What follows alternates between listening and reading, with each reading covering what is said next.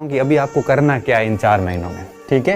ये इस बात को पॉइंट को नोट कर लेना, बहुत ही महत्वपूर्ण पॉइंट है ये। अभी आपको क्या करना है इन 4 महीनों में। सबसे पहली चीज़, अगर आप गांव में रह रहे हैं, अगर आप गांव में रह रहे हैं और आपको लग रहा है कि मेरी पढ़ाई बहुत प्रभावित हो रही है, तो मेहरबानी करके गांव छोड़ के शहर चले जाइए। पैसे नहीं है, उधार ले लीजिए, 4 महीने में कोई फर्क नहीं पड़ेगा। तो गांव में पढ़ाई नहीं हो रही है, अगर आपको लग रहा है कि गांव में मेरी बहुत अच्छे से पढ़ाई हो रही है तो गांव में पढ़ लीजिए। अगर आपको लग रहा है कि गांव में पढ़ाई खराब हो रही है तो शहर आ जाइए।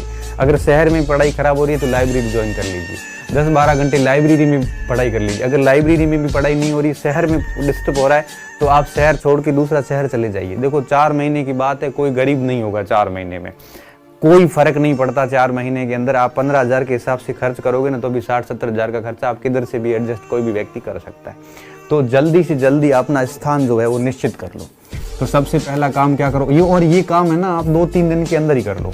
स्थान निर्धारित कर लो, स्थान निर्धारित बहुत जरूरी है। शहर में पढ़ाई नहीं हो रही है तो आप लाइब्रेरी में जाइए, लाइब्रेरी में नहीं हो रही है तो शहर छोड़िए, गांव में नहीं हो रही तो शहर में आइए। ऐसी जगह जाइए जहाँ पे आपकी पढ़ाई में कोई बाधा ना हो, क्योंकि आप अपने गाँव में रहोगे तो डेफिनेटली दिन में 3-4 घंटे घर के काम होंगे। अगर आप शहर में रहोगे तो निश्चित रूप से आपके मित्र आपको डिस्टर्ब करेंगे। तो कहने का मतलब है कि आप ऐसी जगह चले जाओ जहां आपका कोई विघ्न नहीं हो, सिर्फ और सिर्फ पढ़ाई के अलावा कोई विघ्न नहीं हो। ऐसा काम कीजिए। अगर आप हाउस वाइफ है, डेफिनेटली हाउस वाइफ है तो स्थान निर्धारित करना मुश्किल होता है उनके लिए, तो उनके लिए तो मैं इतना ही कहूँगा कि स्थान निर्धारित करने की कोशिश कीजिए, फैमिली का सपोर्ट लीजिए, उनसे बात कीजिए। अगर फिर भी नहीं बैठ रहा है तो कम से कम सुबह मॉर्निंग में 3 बजे उठ के 2-3 घंटे मॉर्निंग में निकालिए। आपको टाइम निकालना पड़ेगा, टाइम मिलेगा नहीं, टाइम निकालना ही पड़ेगा, टाइम मिलेगा नहीं आपको, मैं और बता देता हूँ। तो ये स्थान निर्धारित कर लीजिए। स्थान निर्धारित कर लिया कि भाई अब इस जगह रह के आपको पढ़ना है, उसके बाद आपको अपने आप को आइसोलेशन में डाल दो। ये क्वारंटाइन आइसोलेशन के जो शब्द थे इसके यूज लीजिए। आप अपने आप को, आइसोलेशन का मतलब ये है कि आप अपने आप को एकांत में कर लीजिए दुनियादारी से। ये समाज, ये घर परिवार मित्र कोई किसी का नहीं है, मैं आपको आज ही बता देता हूँ, कोई किसी का नहीं है। ये आज आपके प्रशंसक जो है ये सबसे बड़े आलोचक बन के उभरेंगे जिस दिन आपका परिणाम आएगा। जिस दिन आपका परिणाम नेगेटिव आएगा, ये सारे के सारे जो आलोचक, ये प्रशंसक है आज के, ये कल आलोचक बनेंगे।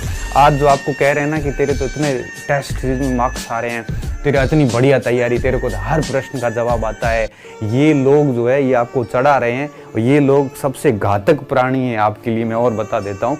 ये आपको हवाई बातें करके आपको बहुत चढ़ाएंगे और लास्ट में जब आप फेल होंगे तब यही लोग आके कहेंगे कि यार तेरे तो उस स्तर की तैयारी नहीं थी। तो कहने का मतलब ये हुआ कि जो आपके आसपास जो लोग हैं, जो आपको कड़वा बोल रहा है वो सही बोल रहा है, जो आपको ये कह रहा है ना कि आपकी बहुत बढ़िया तैयारी है, उससे दूरी जितनी हो सकती है, ऐसे लोगों से जितना हो सकता है इतनी आप दूरी बना दो। ये प्रशंसक आपके आलोचक बनेंगे, कोई आपका नहीं है सिवाय आपके खुद के।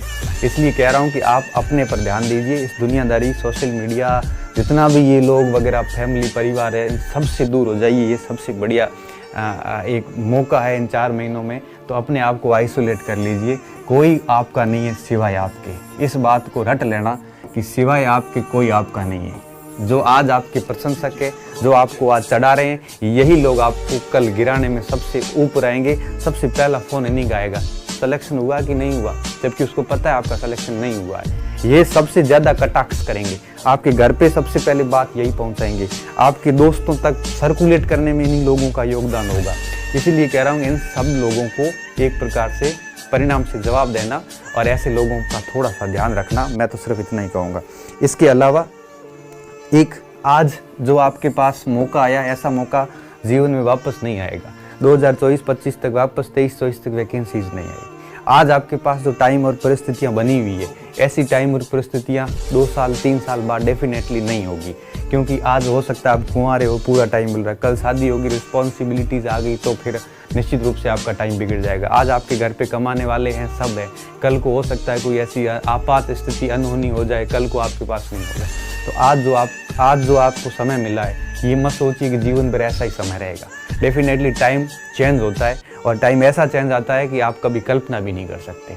इसलिए ध्यान रखना, आज के इस टाइम को भुनाना और बढ़िया तरीके से जो आप लोगों से उम्मीदें की, आपके घर वालों ने, आपने खुद से अपने से जो उम्मीदें की है, उन उम्मीदों को पूरा करने का जो है वो टाइम आ चुका है। तो स्थान तय कर लो, अपने आप को दुनिया से कट कर लो, एकांत में कर लो।